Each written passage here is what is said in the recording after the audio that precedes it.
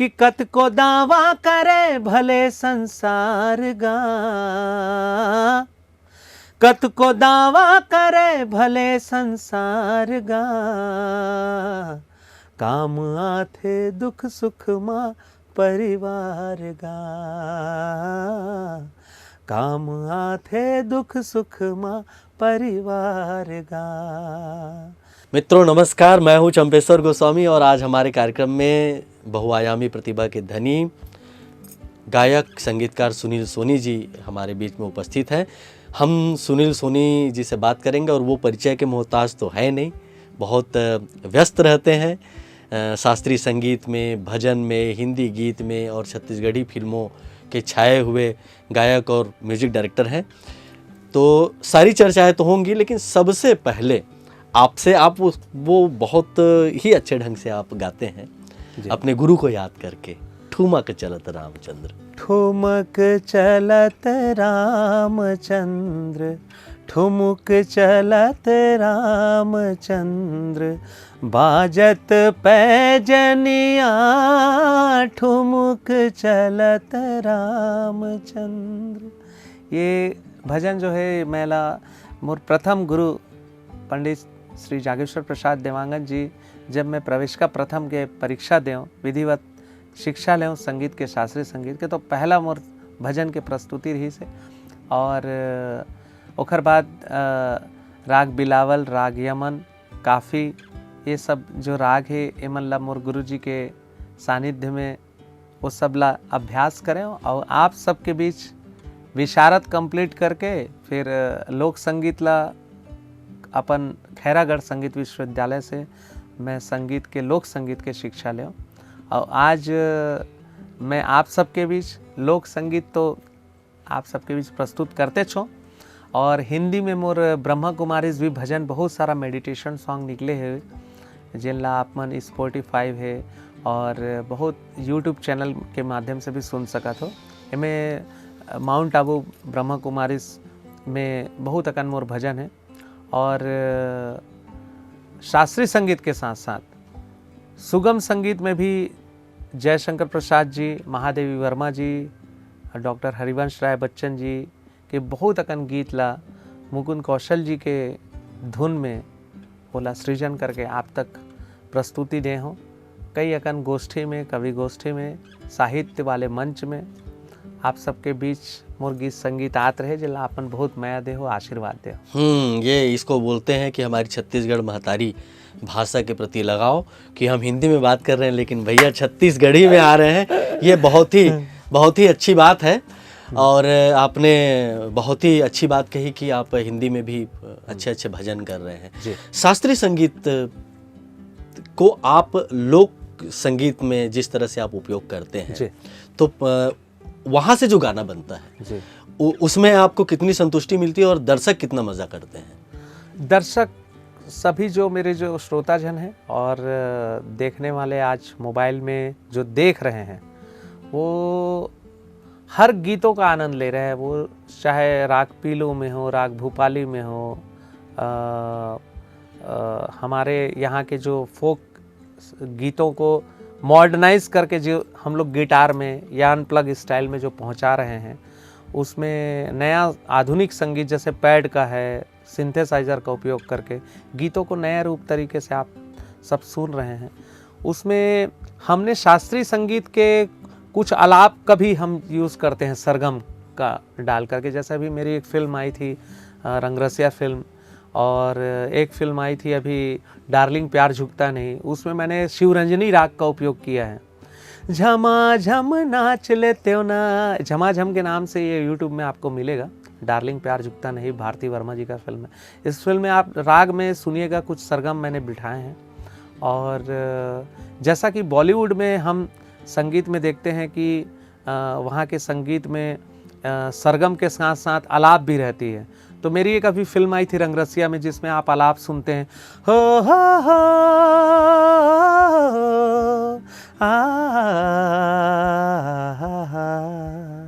ये जो आलाप है बहुत प्रसिद्ध हुई। तो ये भी एक रागदारी शास्त्रीय संगीत के विधा से मैं बहुत साल तक जुड़े हूँ, तो वो सब के कारण मोर संगीत में आप सब तक पहुँचत है।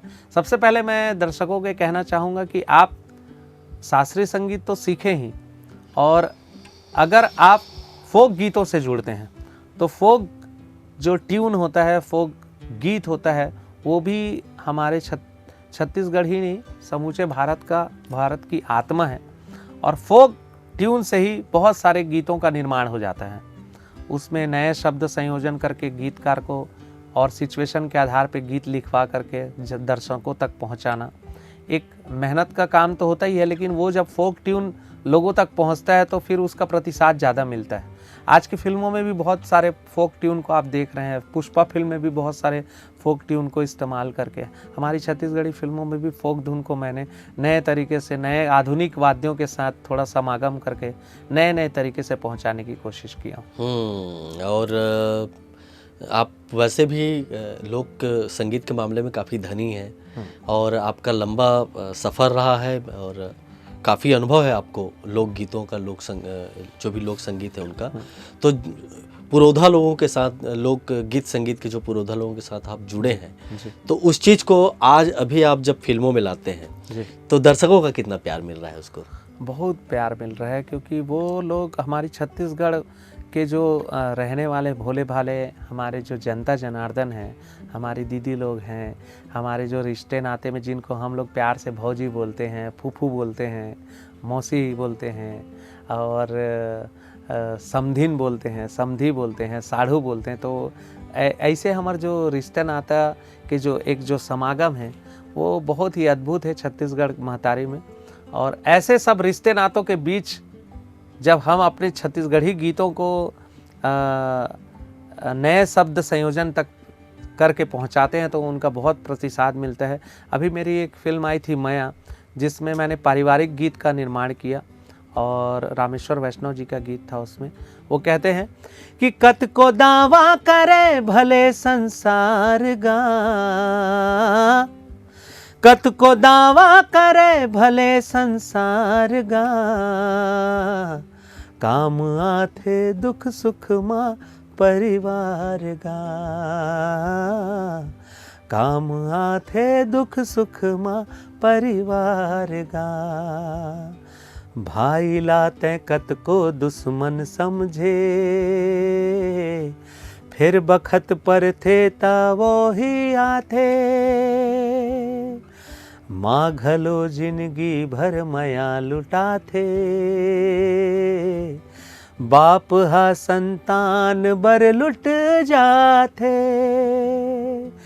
बसी ही है रामायण के सार गा, बसी ही है रामायण के सार गा, काम आथे दुख सुख माँ परिवार गा, काम आथे दुख सुख माँ परिवार गा। परिवार के जो प्रेम है ओला ये गीत में फिल्माए गए हैं, दर्शाए गए हैं। अब परिवार की जो महत्ता है इसको इस गीत में रामेश्वर वैष्णव जी ने अपने रचना से आप सबके बीच परोसा है, और संगीत दे करके मैंने कुछ आप तक नया करने की कोशिश की, आप तक पहुंचाने की कोशिश की, जिसको आपने बहुत ज़्यादा आशीर्वाद दिया। आपने हजारों एल्बम किया जी, उसके उसके बाद में फिल्मों की लाइन लग गई जी। ऐसा क्या कारण है कि सुनील सोनी बहुत व्यस्त संगीतकार हैं? मैंने यहाँ पर जो युवा साथी हैं और मेरी जो बहनें स्कूल कॉलेज में पढ़ रही हैं, उनको यहाँ की जो मिट्टी की जो खुशबू है उसको उनके सुनने के लिए, उनको जो पसंद आए उनको सरलता से पहुंचाने का प्रयास किया है। अब सरलता से किस तरह से, अब जैसे यहाँ का बिहाव गीत है, बिहाव गीत को मैंने नए शब्द संयोजन में, नए आधुनिक संगीत में पिरो करके उसको आधुनिक साज सज्जा के साथ सृजन करके उनको पहुंचाने का प्रयास किया। और साथ ही साथ अभी मेरी और भी कुछ योजनाएं हैं जिनमें गरीब बच्चों को जो संगीत नहीं सीख सकते, जो अपनी आर्थिक स्थिति से बहुत ही कमज़ोर हैं और वो खैरागढ़ नहीं जा सकते या और कहीं अपने फीस नहीं दे सकते, तो ऐसे लोगों को भी मैं प्रयास कर रहा हूँ कि उनको अपनी संगीत विधा से जोड़ूं और निःशुल्क उनको मेरा जो संगीत है, मेरी जो संगीत जो लोक संगीत है, उनको सिखाने का प्रयास करूँगा। उस कड़ी में आप अपनी क्लास में मुझे भी बुला लीजिएगा। मैं जो आपके साथ साथ मैं हमारे बहुत सारे बुजुर्ग लोग भी हैं, सयाने लोग जो संगीत से जुड़ना चाहते हैं, वो अपनी उम्र नहीं देखते, लेकिन वो मुझे फ़ोन करते हैं कहीं ना कहीं से, मेरा नंबर उनको मिल जाता है और वो लोग कई बार मुझे बोलते हैं कि भैया संगीत सीखना चाहता हूँ, मोर ये उम्र है। तो वो लोग अपनी उम्र बताते तो मैं कहता हूँ कि ज़रूर मैं मिलूँगा आपसे, आप आइए मेरे घर आइए, मैं यहाँ रह रहा हूँ, मैं दुर्ग में रह रहा हूँ। या वो मुझसे पूछते हैं कि क्या हम लोग इस उम्र में संगीत सीखें, मैं उनको बोलता हूँ बिल्कुल सीख सकते हैं। आजकल तो मोबाइल का ज़माना है, मोबाइल में आप गूगल में यूट्यूब के चैनल के माध्यम से ऑनलाइन भी जुड़ सकते हैं, या मुझसे कुछ अगर टिप्स चाहिए तो मैं बता सकता हूँ। और सबसे अच्छा है चंपेश्वर जी, भक्ति से जुड़ना, भजन से जुड़ना। आज हमारे देश के प्रधानमंत्री नरेंद्र मोदी जी भी पूरे भारतवर्ष को राममय किया है उन्होंने, तो भगवान श्री राम के बहुत सारे भजन आज सुने जा रहे हैं और मंदिर मंदिर क्या घर घर में भगवान श्री राम के भजन सुने जा रहे हैं। तो भजन करने से कई लाभ होते हैं। एक तो हमारी जो पुण्य की पूंजी है वो भी हम कहीं ना कहीं अर्जित करते हैं, और साथ ही साथ मंदिरों में भी और भगवान तक हमारी एक प्रार्थना अर्जी लग जाती है। तो भजन से भी ज़रूर जुड़े। और शास्त्रीय संगीत का अगर चंपेश्वर जी ने मुझे कहा कि शास्त्रीय संगीत सीखना कहाँ तक आपका सीखने का वो है, तो मैं कहता हूँ शास्त्रीय संगीत एक ऐसी विधा है जिसमें आप प्रॉपर सुर की जानकारी, ताल की जानकारी, और जब एक विधिवत शिक्षा लेते हैं गुरु से, तो वो जब आपको सिखाते हैं तो सही में आप एक सही ढंग से आप उसकी विधा से जुड़ते हैं। और रहा सवाल परीक्षा का, तो खैरागढ़ संगीत विश्वविद्यालय है ही हमारे छत्तीसगढ़ में, तो आप ज़रूर सीखें और परीक्षा भी दें और अपने जीवन को संगीतमय भी बनाएं, क्योंकि संगीत तो आपके जीवन में ईश्वर के ही करीब रखता है। छत्तीसगढ़ी हिंदी के अलावा और भी बहुत सारी भाषाओं में आप गीत गाए होंगे, आपको अवसर मिला होगा गाने का। कितनी भाषाओं में आपको अवसर मिला? मैं उड़िया में, गुजराती में और कुदुक बोली में, फिल्म चमन बहार में जो नेटफ्लिक्स से रिलीज़ हुई है, जिसमें अमित प्रधान जी संगीतकार हैं, और अपूर्वधर बड़गैया जी जो राष्ट्रीय राज्य अलंकरण से भी सम्मानित है। चमन बहार फिल्म जो HMV से रिलीज हुई है, उसमें भी मैंने कुदुक बोली में एक गीत गाया है। एक कंतार तीर पहियार बरचर ईर बेस बेस लागनार,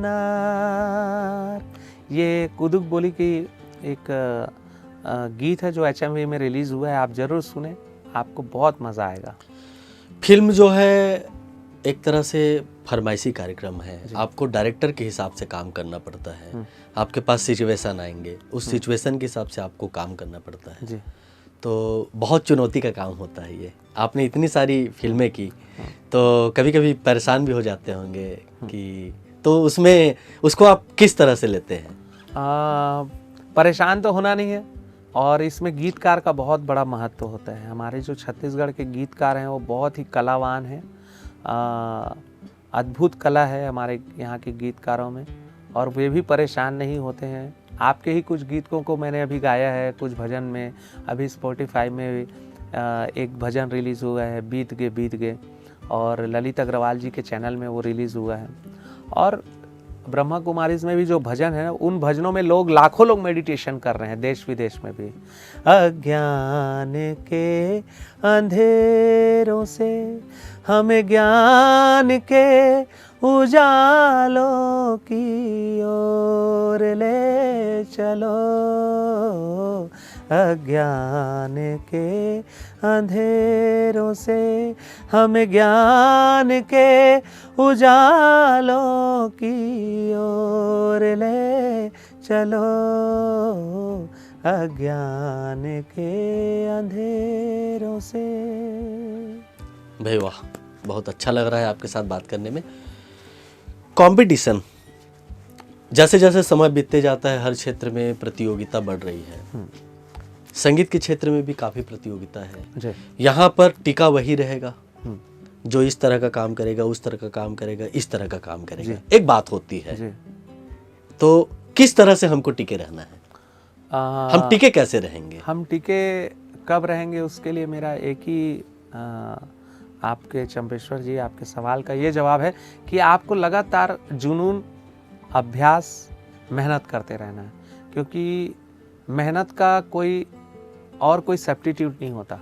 अगर आप घर में हैं और किसी कला का निर्माण कर रहे हैं, चाहे गीत संगीत बना रहे हैं, या आप इंजीनियर बनना चाहते हैं या डॉक्टर बनना चाहते हैं, किसी भी फील्ड में जाना चाहते हैं, तो उसके लिए खुद से मेहनत ज़रूरी है।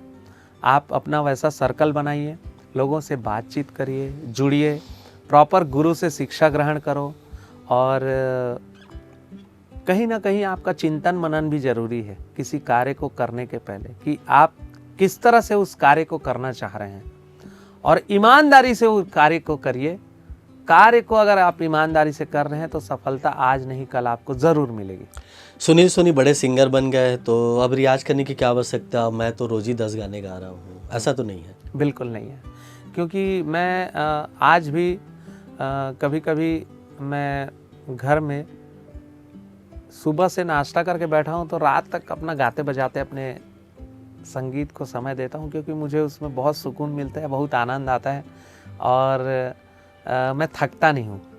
ईश्वर के आशीर्वाद से मेरी जो सांसें हैं, एक एक सांसें संगीत के लिए बने हुई हैं। ऐसा लगता है मुझे थकान नहीं होती संगीत करने में, बल्कि मेरे अंदर और ऊर्जा का संचार हो जाता है। और मैं गीत गाते हुए अपने घर की साफ़ सफाई, गीत गाते हुए नहाना, गीत गाते हुए गाड़ियों की सफाई, मतलब मैं कोई भी चीज़ कर रहा हूँ तो मुझे लगता है कि मुझे संगीत को निभाने में बहुत मज़ा आता है, गुनगुनाने में मज़ा आता है। हर किसी की किसी न किसी तरह से किसी न किसी के साथ जी प्रतियोगिता है। जी। आपको किस चीज़ से प्रतियोगिता है? मुझे अपने आप से प्रतियोगिता है।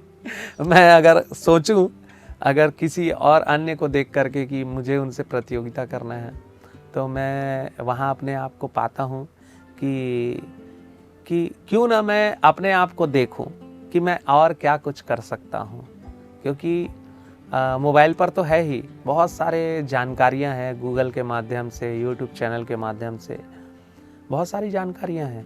आज इंटरनेट का ज़माना है, तो इंटरनेट में आपको बहुत सारी जानकारियाँ मिल जाएगी, लेकिन उन जानकारियों को आप अपने जीवन में कैसे अप्लाई करते हैं।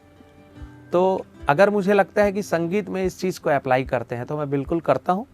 और अगर हेल्दी प्रतियोगिता की बात हुई, जहाँ पर मैं किसी का अच्छा चाहते हुए प्रतियोगी बनूं, तो मुझे उससे खुशी भी होती है।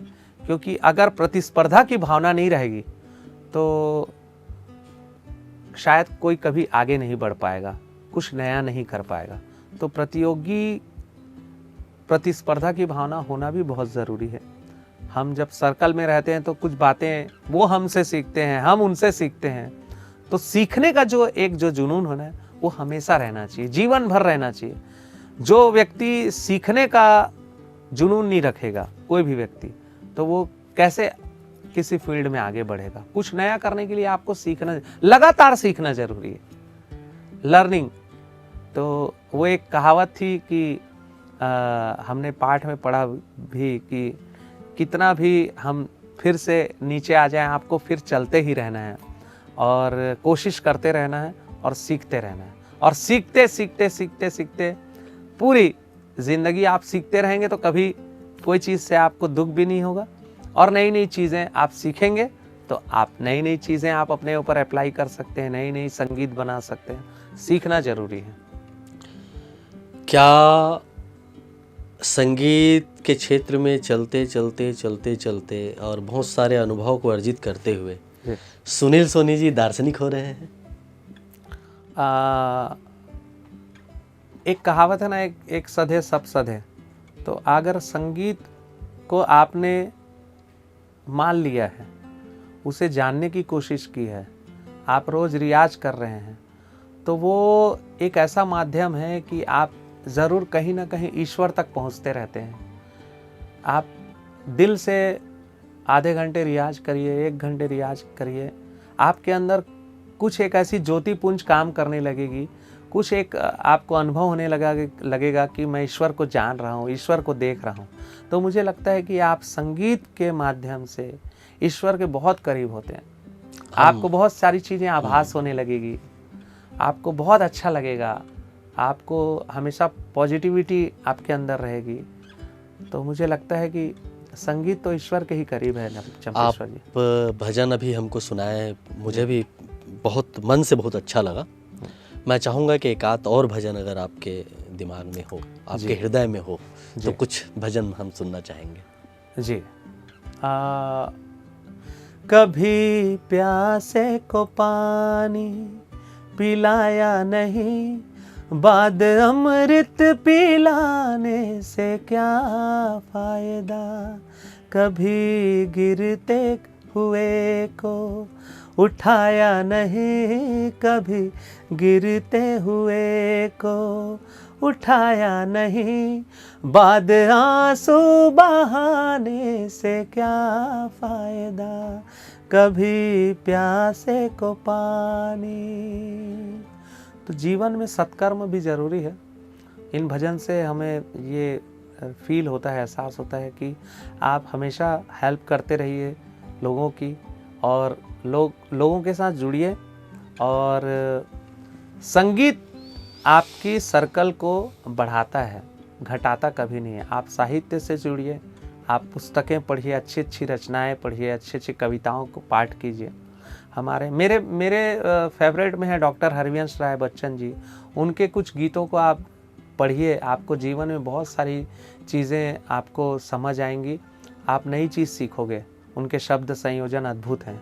मैथिली शरण गुप्त के हैं, महादेवी वर्मा जी के हैं, जयशंकर प्रसाद जी के हैं। मैं तो साहित्य से बचपन से जुड़ा हुआ हूँ।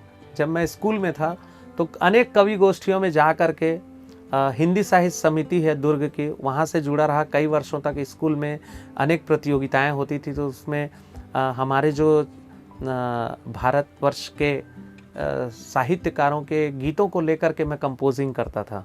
और बहुत सारे गीत हैं, उसमें से मैं एक गीत हमेशा गाता था कवि गोष्ठी में। बटोही तो क्या रहा बटोर, बटोही तो क्या रहा बटोर। आज एक वज्र के समान देश है, आज एक वज्र के समान देश है, भारत देश हमारा देश है। मतलब मैंने देशभक्ति गीतों में और महादेव वर्मा जी के गीतों में, और मैथिली शरण गुप्त जी के गीत हैं, तुलसीदास जी हैं, कबीर दास जी हैं, इनके भी भजनों को मैंने बहुत बारीकियों से पढ़ा है। और अपने स्कूली जीवन में इनको प्रतियोगिताओं में बहुत गाया है, हारमोनियम लेकर के, और बहुत इनाम पाया है। हाँ, बहुत सारे शील्ड मैंने जीते हैं, प्रथम स्थान प्राप्त किया है, चाहे वो जेसिस क्लब हो, लायंस क्लब हो, कलेक्ट्रेट में कभी कोई कंपटीशन हो रहा है, कोई भी प्रतियोगिता में मैं बिल्कुल शामिल होता था, और वहाँ से जरूर मुझे इनाम मिलता था। और नगद भी बहुत मिलता था, आपकी जेब भरी रहती थी। हाँ, मतलब कभी 201 रुपये, 101 रुपये, उस समय के इनाम तो यूं ही ये जो इनाम होते थे वो इनाम लाखों रुपए के बराबर है, क्योंकि वो इनाम नहीं, जनता का प्यार और आशीर्वाद है, जिसको हम कभी पा नहीं सकते। तो लोग सुन करके जब कोई चीज़ को इनाम दे रहे हैं, तो आज भी मेरी अलमारी में वो प्रत्येक इनाम रखा हुआ है जिसे मैं खर्च नहीं करता, और वो इनाम मेरे लिए आशीर्वाद स्वरूप है, एक ब्लेसिंग है। आप बचपन में वरिष्ठ कलाकारों का सानिध्य बहुत मिला है, बड़े बड़े लोक कलाकारों का बहुत सानिध्य मिला है। उसके बाद आप अपना जब सफ़र शुरुआत की, उसमें भी बहुत सारे कलाकारों का सानिध्य मिला, और एक सुनील सोनी ऐसे हैं जो आज के भी जो कलाकार हैं, जो अभी जो नए नए सिंगर जो आ रहे हैं, उनके साथ भी काम कर रहे हैं। कैसे आप अपने आप को तब, अब और आगे चला रहे हैं? पांचों उंगलियां एक बराबर नहीं होती, उसी तरह हर किसी व्यक्ति का व्यवहार भी अलग अलग होता है और सभी व्यक्ति को देखने का जो दृष्टिकोण है वो अपने ऊपर निर्धारित होता है कि हम किसी व्यक्ति को किस तरह से ले रहे हैं। तो मुझे लगता है कि दुनिया में कोई भी व्यक्ति परिस्थितियों के कारण हमें थोड़े समय के लिए हो सकता है बुरा लगता हो, लेकिन अगर हम बारीकी से अध्ययन करते हैं कि किसी व्यक्ति के साथ हमारा बहुत वर्षों से हम काम कर रहे हैं, उनके साथ संगीत बना रहे हैं, गीत का निर्माण कर रहे हैं, फिल्मों में उनके साथ जुड़े हुए हैं, जब हम उनके साथ काम करते हैं तो हमको पता चलता है नहीं ये तो बहुत अच्छे व्यक्ति हैं और बहुत आनंद आता है जब आप हर किसी चीज़ को आप पॉजिटिव लेकर के चलते हो और अच्छा सोचेंगे। आप भले तो जग भला। तो मेरे पिताजी का भी कहना था कि आप अगर अच्छे हैं तो अच्छा ही सोचेंगे, आप किसी का बुरा ना सोचें, सबसे पहले आप सबका अच्छा सोचें तो आपका भला होगा। तो मैं इसी तरह से संगीत को भी लेता हूँ। व्यक्तियों जितने आज के जो युवा पीढ़ी है वो तो मैं कहूँगा कि वो तो हमसे और भी आगे का सोचते हैं। वो न्यू टेक्नोलॉजी में काम कर रहे हैं, घर घर में स्टूडियो लेकर के वो अपने स्टूडियो सेटअप डाले हुए हैं। हम तो यहाँ से कंपोज कर रहे हैं और गीतों को गा रहे हैं, लेकिन आज के बच्चे तो सीधा इंटरनेट और कंप्यूटर के ज़माने में वो सीधा म्यूज़िक भी कंपोज कर लेते हैं। उसमें VST के ज़रिए तबला ढोलक वगैरह सब VST में डाल करके वो अपने संगीत को YouTube के ज़रिए और अपनी आवाज़ मिक्सिंग करके प्रॉपर पब्लिक तक पहुंचा ले रहे हैं। तो कहीं ना कहीं बहुत परिवर्तन हुआ है, बहुत आगे है हमारा भारत देश। और छत्तीसगढ़ ही नहीं, समूचे विश्व में संगीत का जो प्रचलन है, प्रसिद्धि है, संगीत के प्रति आकर्षण और लगाव है, वो बहुत आगे बढ़ा है, बहुत आगे बढ़ा है। आज घर घर में गायक हो गए हैं, आप भी देख रहे होंगे। हर घर में अगर 5 सदस्यों का है तो उसमें से 2-3 लोग बिल्कुल गीत गा रहे हैं, कैरोके के माध्यम से, यूट्यूब चैनल के माध्यम से। हर कोई गीत गाना चाहता है, मुझे बहुत खुशी होती है। और वहीं से प्रतिभा भी सामने आ रही है। जी, घर घर से प्रतिभा आ रही है। सोशल मीडिया को आप कितना स्थान देंगे, क्योंकि अब तो ऐसा है कि हर हाथ में मंच है, हर हाथ में मोबाइल है जी। तो कुछ बहुत सारे कलाकार सोशल मीडिया से भी वायरल हो जाते हैं जी। वो कुछ दिन चलते हैं और उसके बाद गायब हो जाते हैं जी। रहने के लिए क्या करना है? रहने के लिए मेहनत ही करना है चंपेश्वर भैया। और जिनके भी गीत संगीत आज आप सुन रहे होंगे वो बड़ी मेहनत से आप तक पहुंचाते हैं और बड़ी मेहनत करके वो कहीं ना कहीं अपनी कला को आप सबके समग्र रूप को लेकर के आ रहे हैं। तो मैं चाहूँगा कि अगर कोई मेहनत कर रहा है तो आप उससे ज़रूर आगे बढ़ाएं, उनके भजन को सुने। अगर गीत अच्छा है, पारिवारिक वातावरण का गीत है तो उसको ज़रूर आगे बढ़ाएं, शेयर करें। और संगीत तो जीवन का बहुत ही महत्वपूर्ण अंग है। मैं फिर से कह रहा हूँ, ईश्वर का साक्षात रूप है संगीत। तो आप संगीत से जुड़े रहें, चाहे वो भोजन करते समय हो, चाहे आप वो नहाते समय गुनगुना लें, और भक्ति भाव में आप पूजा करते समय गुनगुना लीजिए। तो आप संगीत से तो बिल्कुल जुड़ें। आपके पास जब कोई गीत आता है एज ए म्यूजिक डायरेक्टर, आप कंपोज करते समय जी किन किन चीज़ों का ध्यान रखते हैं? कंपोज कैसे करते हैं आप? कंपोजिंग की बात है तो मेरे अंदर एक सैटेलाइट है। मैं जिसको एहसास करता हूँ कि जब भी मेरे सामने कोई गीत आता है तो यूँ पढ़ता हूँ और कुछ ना कुछ मेरे दिमाग में हलचल सी होती है और मैं उसको धुन में पिरोने की कोशिश करता हूँ और चंद मिनटों में कुछ धुन बनाता हूँ। उसमें से जो सबसे अच्छा धुन होता है, जैसे सबसे अच्छा इसलिए क्योंकि पहले तो मैं जिस व्यक्ति ने मुझे काम दिया है या जो डायरेक्टर हैं या जो निर्माता हैं, वो कोई गीत का निर्माण करवाए हैं किसी गीतकार से, वो मुझे अगर व्हाट्सएप में भेज रहे हैं या सामने भी दे रहे हैं कि इस गीत को कंपोजिंग करना है, तो मैं उनको पूछता हूँ ये क्या लग रहा है ठीक धुन? वो बोलते हैं कि हाँ बहुत अच्छा है, हमारे सिचुएशन से मैच कर रहा है। फिर मैं उसको इम्प्रोवाइज़ करता हूँ कि इसको और अच्छा कैसे बनाया जा सकता है। पहले तो एक प्रारंभिक वो रहता है, उसके बाद फिर उसको और इम्प्रोवाइज़ करके फिर उसको रिकॉर्ड करके फिर सुनता हूँ कि अब कैसा लग रहा है। तो ये 3-4 चरणों में होता है, एक ही चरण में नहीं हो पाता, क्योंकि उसको जब हम दर्शक तक, श्रोता जन तक जब पहुंचाते हैं तो 4-5 चरणों में उसका प्रोसेस होता है। क्योंकि अगर उतना समय नहीं लेंगे तो अच्छा चीज़ नहीं पहुंचेगा। भैया आपके साथ बहुत अच्छी बात हो रही है और आप अपने संगीत के अनुभव को, गायकी के अनुभव को हमारे साथ साझा कर रहे हैं, बड़ा अच्छा लग रहा है। अभी आपका गाया हुआ एक गाना है, अभी बड़ा अच्छा लग रहा है और जो आपकी आवाज़ में बड़ी अच्छी लग रही है, मोर छैया भुइयाँ 3 में छैया भुइयाँ ला छोड़ जा भैया। पंछी उड़ाते आकाश, करते बिरछाम आवाज। पंछी उड़ाते आकाश, करते बिरछाम आवाज। धरती के माने गुण